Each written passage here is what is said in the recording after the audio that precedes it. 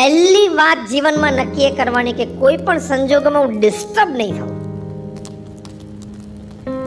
જેમ વરસાદ પડતો હોય ને આપણે બહાર ઘરની બહાર નીકળવું જ પડે હોય, કોઈ વૃદ્ધ હોય ઘરમાં એની માટે દવા લેવા માટે XYZ whatever, પણ નક્કી કરીએ છીએ કે પલળવું નથી, તો છત્રી અને રેનકોટની વ્યવસ્થા કરીએ છીએ.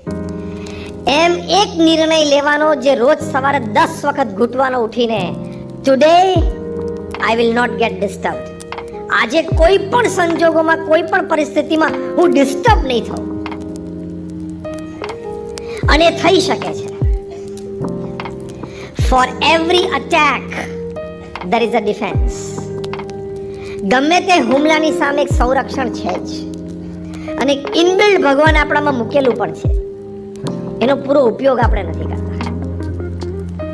એટલે અસ્તિત્વના આનંદ માટે ફર્સ્ટ ઇમ્પોર્ટન્ટ આસ્પેક્ટ નક્કી કરવાનું કે ડિસ્ટર્બ નહીં થવું.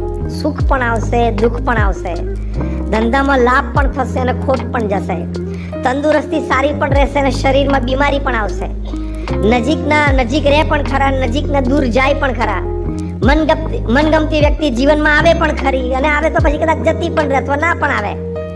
બધું જ બનવાનું. ભગવાને તમને 70 વર્ષનું જીવન આપ્યું છે, ગુડી ઉપર સર્ટિફિકેટ લખીને સહી કરી નથી આપ્યું કે તારા 70 વર્ષ બહુ સરસ જશે. કારણ કે આપણે ભૂતકાળમાં ભવ્ય કર્મો કર્યા હોય એટલે એની ઉપરથી આપણી ડેસ્ટિની ગણાતી હોય. એટલે સેકન્ડ પ્રેક્ટિકલ એસ્પેક્ટ, બહુ શાંતિથી ઘરે બેસીને 10 સારા સુખ અને 10 ખરાબ દુઃખ એનું લિસ્ટ બનાવી રાખવાનું. એમાંથી 5-7 2 કોલમમાંથી બધાને આવે છે. You got my point. 5-7 સુખ પણ મોટા આવશે તમને જીવનમાં, 5-7 મોટા દુઃખ પણ આવશે. તમને બધાને પ્રશ્ન પૂછવાનો કે ઇઝ ધેર અ પોસિબિલિટી, શક્યતા છે કે તમારામાંથી કોકને કાલે સવારે હાર્ટ એટેક આવે? હા કે ના? શક્યતા છે કે એકાદ વર્ષ પછી કદાચ તમને કેન્સર ડિટેક્ટ થાય? હા કે ના? હા.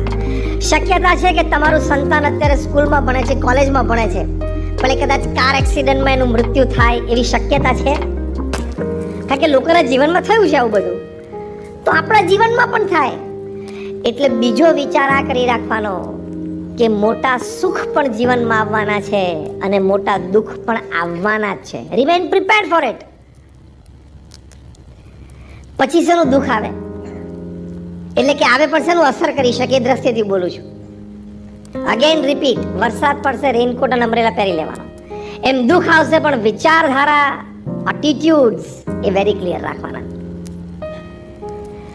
તો એ વિચારધારાઓ કઈ છે? પહેલું, જીવનમાં કોઈ પણ સંજોગોમાં નીતિમત્તા અને પ્રામાણિકતા છોડવા નથી. એ બહુ દ્રઢ કરી રાખજો. હવે તો કાયદા કાનૂનના હાથ પણ લાંબા છે. સોશિયલ મીડિયા છે અથવા તો internet is an express highway, lot of information. એટલે ક્યાંક ને ક્યાંક તો અંદર આવી જવાશે.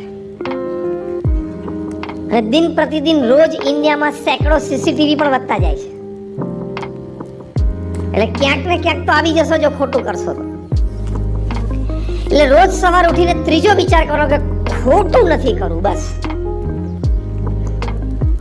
તો તમને તમારી પ્રગતિ શરૂઆતમાં ધીમી દેખાશે પણ નક્કર થશે. તમે ખોટું નથી કરવું એવો નિર્ણય કરીને કંઈ ખોટું ન કરો તમારા વ્યવહારમાં, ધંધામાં, સંબંધોમાં, ક્યાંય પણ, તો ભગવાન પણ મજબૂર થઈ જાય તમને આપવા માટે. જેમ તમારા 2 સંતાનોમાંથી બહુ જે ડાયો હોય, સારું ભણતો હોય, તમારું માનતો હોય, એની પર તમને પ્રેમ વધે કે ના વધે?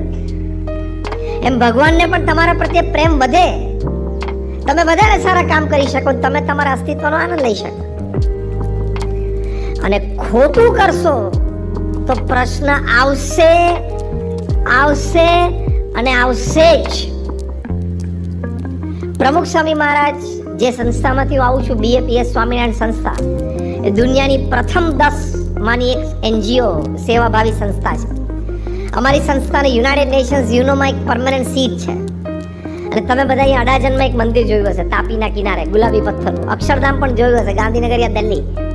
યસ ઓર નો? એવા નાના મોટા 1200 કેમ્પસ પ્રમુખ સ્વામી મહારાજ એકલા હાથે બાંધ્યા. અને હમણાં અહીંયા મંચ ઉપર અમે બેઠા હતા અને વાતચીત કરતા હતા. જગદીશભાઈએ મને વાત કરી કે મને પ્રમુખ સ્વામી મહારાજના જીવનમાંથી ખૂબ પ્રેરણા છે, કારણ કે 51 વર્ષની ઉંમરે તેમણે એમની કારકિર્દી ચાલુ કરી કહેવાય. Then after he did this, દિલ્હીનું અક્ષરધામ 110 એકર ઉપર છે, ભારતીય સંસ્કૃતિનું એક આદર્શ દર્શન. અત્યારે 265 એકર ઉપર અક્ષરધામ અમેરિકા રોબિન્સવિલેમાં બને છે, જે 2022માં ઓગસ્ટમાં અમે ઉદ્ઘાટિત કરશું. ત્રીજું મોટું કેમ્પસ જોહાનસબર્ગ સાઉથ આફ્રિકામાં બને છે. ચોથું સિડની ઓસ્ટ્રેલિયામાં બને છે.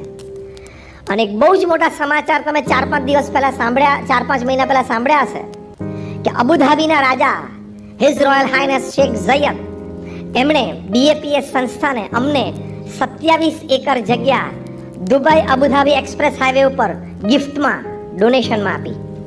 પહેલી વાર ઇતિહાસમાં પ્રસંગ બને છે. પહેલી વાર ઇતિહાસમાં પ્રસંગ બને છે.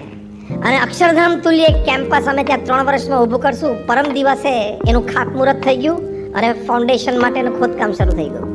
ડેઝર્ટમાં બે મોટી આઈડિયોલોજી, બહુ મોટી વિચારધારા અને બહુ મોટી દુનિયાનું આ કોન્ફ્લુઅન્સ, આ મીટિંગ સેન્ટર બનવાનું છે. I think you understand what I am talking. આટલું ભગીરથ કાર્ય પ્રમુખ સ્વામી મહારાજે કર્યું. 110 હોસ્પિટલ, હોસ્ટેલ, સ્કૂલ અને કોલેજીસ બનાવી. અહીંયા પણ અમારી સુરતમાં બહુ મોટી હોસ્પિટલ છે, પ્રમુખ સ્વામી હોસ્પિટલ.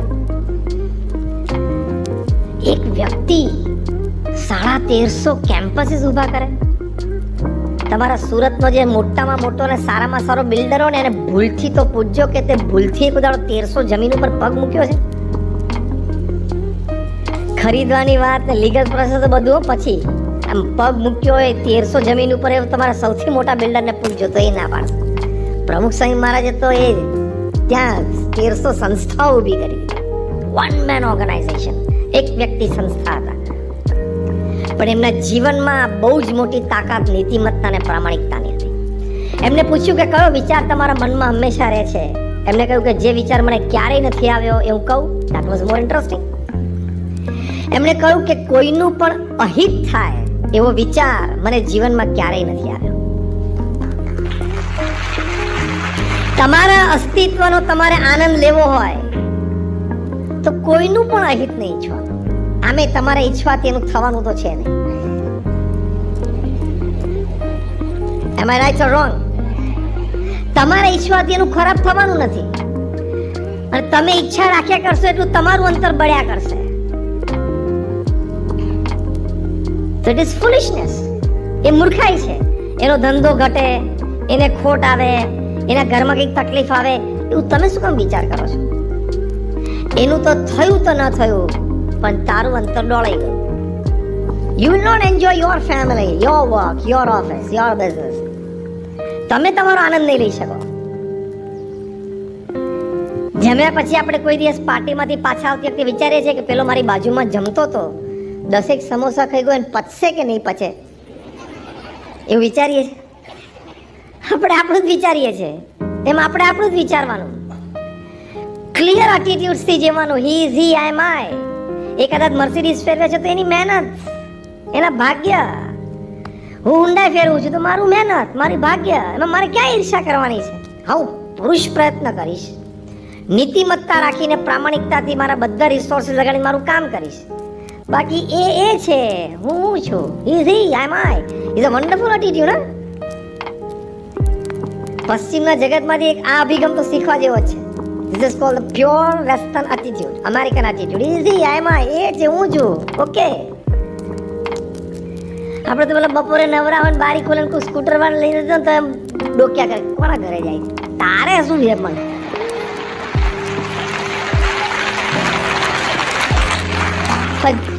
જ્યાં સુધી સ્કૂટર પેલા સોસાયટીમાં કોના ઘર પાસે ઉભું રહે છે, ઊભું ના રહે તો એમ જોયા કરે.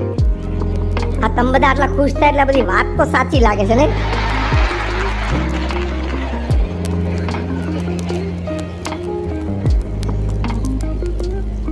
અને વન ડે ઇન્ટરનેશનલ કે T20 પૂરી થાય ને એટલે પાનના ગલ્લે કે સોસાયટીના નાકે ભેગો થાય કે એકચ્યુઅલી છે ને વિરાટ કોહલી રમતા જ નથી આવડતું.